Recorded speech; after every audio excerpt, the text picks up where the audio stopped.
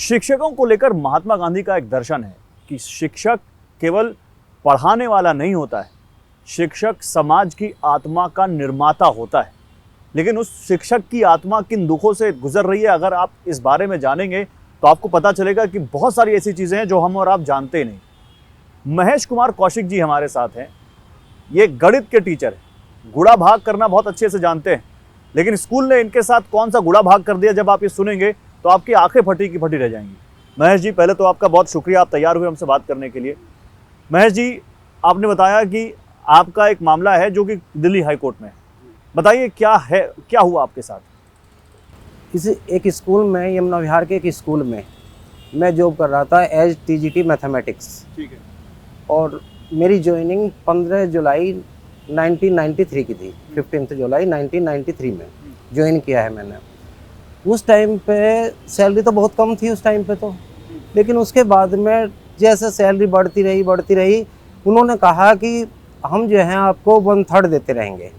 जो सैलरी होगी हमारी, मान लिया 3000 है तो 1000 आपको देंगे और 2000 हम लेंगे। अच्छा।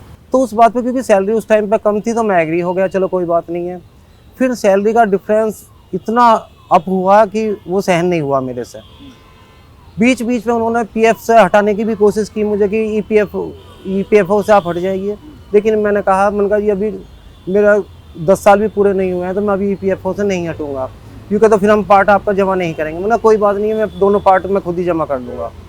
तो दोनों ईपीएफओ के पार्ट मैंने खुद जमा किए। स्कूल की तरफ से कोई पैसा जमा नहीं हुआ। ये दिल्ली का स्कूल है? दिल्ली का, यमुना विहार दिल्ली। ठीक है। ईपीएफओ का कोई चार्ज उन्होंने जमा नहीं किया है, दोनों पार्ट मैंने जमा किए हैं। उसके बाद में जब सैलरी 7th पे कमीशन पर आई तो डिफरेंस बहुत हो गया। भाई मुझे दे रहे थे ये करीब 30,000 के आसपास, और वहाँ सैलरी पहुँची थी लाखों में। मतलब जो सरकार के रिकॉर्ड में आपकी सैलरी थी वो 1 लाख के आसपास? हाँ जी, 1 लाख के आसपास। और आपको मिल रहा था इन हैंड 30,000। बाकी पैसे कहाँ जा रहे थे? बाकी पैसे चेकबुक हमारे से, पूरी चेकबुक उस बैंक से मंगवा के हमारे घर के एड्रेस पर आती थी वो। फिर उसके बाद में कह देते थे कि इस चेकबुक पे आगे और पीछे दोनों जगह साइन करके हमें सबमिट कर दो।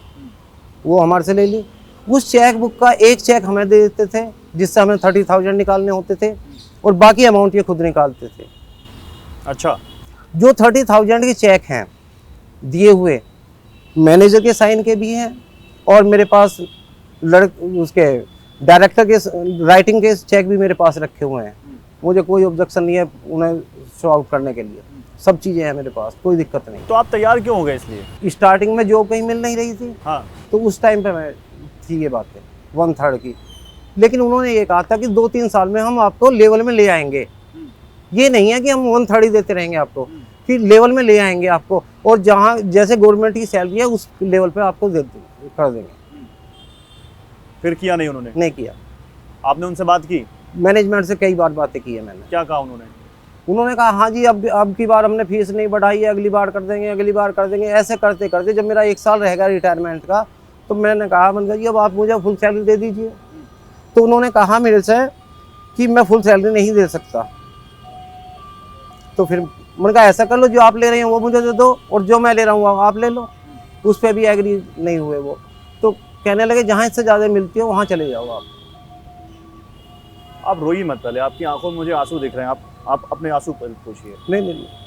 तो इन्होंने कहा कि मुझे जहाँ इससे ज़्यादा मिलते हैं वहाँ चले जाइए आप। तो मैंने कहा ये बात कहनी थी तो आप पहले कहते मेरे से। ये कब कहा उन्होंने? जब 1 साल रह गया मेरे रिटायरमेंट का। ये कब हुआ? ये 2023-24? 24 में, और अगस्त 24 में। अगस्त 24 जी, लगभग 1 साल पहले। हाँ, ये 1 साल पहले। तो अब आप रिटायर हो गए? अब रिटायर हो गए। रिटायरमेंट के फायदे मिले आपको? नहीं, अभी कुछ नहीं मिला है। क्यों? उन्होंने कह दिया कि टर्मिनेट की फाइल भेज रखी है हमने। सस्पेंड तो कर ही दिया था। आपको सस्पेंड कर दिया? क्यों कर दिया सस्पेंड? एलिगेशन झूठे लगा के। नहीं, आपने क्या कुछ केस वेस किया इनके खिलाफ? हाई कोर्ट में किया है बस, और कुछ बताइए क्या किया आपने? हाई कोर्ट में 7th पे कमीशन की डिमांड की है आपने? अच्छा। और उनका क्या रिप्लाई आया? उनका कुछ नहीं है, बस वो तो उन्होंने तो दुखी करना शुरू कर दिया कि आपने के पास ये कागज़ नहीं है, ये कागज़ नहीं है, इसका मेमो दो। MSc की डिग्री थी मेरी, उसकी डिमांड इन्होंने कभी की नहीं 32 साल में। अब रिटायरमेंट के बाद में कह रहे कि आप MSc नहीं हो, हमें डिग्री ला के दो। अच्छा। फिर मैंने किसी तरीके से मेरठ से डिग्री मंगवाई, वो सबमिट की। इन्होंने कहा हम एक्शन उठाएंगे। जब मैं दुखी हो गया तो मैंने कहा जो एक्शन आपको उठाना है वो उठा लीजिए, जो सस्पेंड करना हो सस्पेंड कर दो आप मुझे, मेरी डिग्री जब आएगी मैं तब दूंगा आपको। तो इन्होंने सस्पेंड कर दिया, फिर मुझे डिग्री मैं सबमिट कर चुका इनके पास।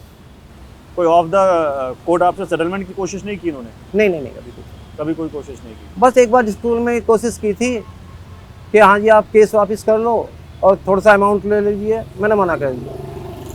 लिव इन कैशमेंट जो मिलती है हमें 300 at the time of the retirement, तो उसमें क्या कर रखा है इन्होंने कि हमारी फर्जी छुट्टी लगा रखी है, 300 छुट्टी वो 0 कर रखी है, जबकि मैंने इस पूरी ज़िंदगी में 32.5 ईयर्स में कुल 21 छुट्टी ली होंगी।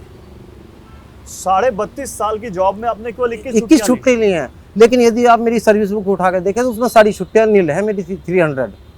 और ऐसे ऐसे प्रूफ मेरे पास हैं कि मैं CBSE की ड्यूटी पे जाता हूँ, CBSE की ड्यूटी पे जैसे जहाँ क्वेश्चन पेपर बोर्ड का पेपर होता है वहाँ जा रहा हूँ मैं, लेटर हेड स्कूल लिख के दे रहा है मुझे, लेटर हेड पे मैनेजर के भी साइन है, प्रिंसिपल के भी साइन है, मैं वहाँ जा रहा हूँ, लेकिन अटेंडेंस रजिस्टर में मेरी लीव लगी हुई है। मतलब छुट्टियों में भी घोटाला है? हाँ, छुट्टियों में लिव इन कैशमेंट में 0 है इनके पास सामने तो।